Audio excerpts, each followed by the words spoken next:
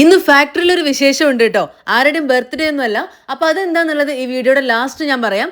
അതിനു മുമ്പ് ഇന്നത്തെ എൻ്റെ ഒരു ഡേ കണ്ടിട്ട് വന്നാലോ. ഇന്ന് എണീക്കാൻ കുറച്ച് ലേറ്റായി, അതുകൊണ്ട് തന്നെ ബ്രേക്ക്ഫാസ്റ്റ് പുറത്തുനിന്നാണ് കഴിച്ചത്. അതിനുശേഷം ഫാക്ടറിയിലൊക്കെ പോയി, പിന്നെ ഈവനിങ് ആയപ്പോൾ ഒരു ബാഗ് വാങ്ങാൻ വേണ്ടി ഇറങ്ങി. വേഗ സിറ്റി മാളിലാണ് ഞാൻ പോയത്. അതിനകത്ത് പല ബ്രാൻഡ് ഷോറൂമുകളിലും ഞാൻ കയറി ഇറങ്ങിയെങ്കിലും ഞാൻ മനസ്സിൽ വിചാരിച്ച ഒരു സാധനം കിട്ടുന്നുണ്ടായിരുന്നില്ല.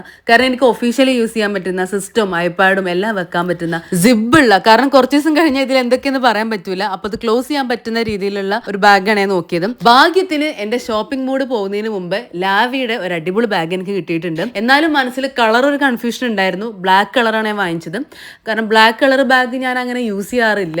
എന്താണെങ്കിലും ഞാൻ രണ്ടും കൽപ്പിച്ച് ബില്ലാക്കി പോന്നിട്ടുണ്ട്. പിന്നെ ഫുഡ് കോർട്ട് പോയിട്ടൊന്ന് ക്ഷീണം മാറ്റി. അതിനുശേഷം പുറത്ത് ഒരു മലയാളി റെസ്റ്റോറന്റിലാണ് കയറിയത്. അവിടുന്ന് നല്ല പുട്ടും ബീഫും കഴിച്ച്. റെസ്റ്റോറന്റ് പേര് ആക്ച്വലി എനിക്ക് ഓർമ്മയില്ല. അപ്പോൾ ഇന്നത്തെ മെയിൻ വിശേഷം എന്താണെന്ന് വെച്ച് കഴിഞ്ഞാൽ, ഇന്ന് നമ്മുടെ ഫാക്ടറിയിൽ ഫസ്റ്റ് ഇന്റേൺഷിപ്പ് ബാച്ച് കംപ്ലീറ്റ് ചെയ്യുന്ന ഡേ ആണ്. ഇവരിവിടെ ബാംഗ്ലൂർ തന്നെ പഠിക്കുന്ന കുട്ടികളാണ്. അപ്പോൾ ഒരു 3 മാസമായിട്ട് ഫ്രീ ഇന്റേൺഷിപ്പിൽ നമ്മുടെ കമ്പനിയിലുണ്ട്. ശരിക്കും പറഞ്ഞാൽ കമ്പനിയുടെ ഒരു പാർട്ടായിട്ട് ഇവർ മാറിയിട്ടുണ്ടായിരുന്നു. ഇത് നമ്മുടെ സീനിയർ ഡിസൈനേഴ്സ് ആണ്. ഇവരുടെ 3 മാസത്തെ ജേണി ഇവാലുവേറ്റ് ചെയ്ത് സീല് വെച്ച് റിപ്പോർട്ട് കൊടുക്കും. അതുപോലെ തന്നെ സർട്ടിഫിക്കറ്റും ഹാൻഡ് ഓവർ ചെയ്തിട്ടുണ്ട്.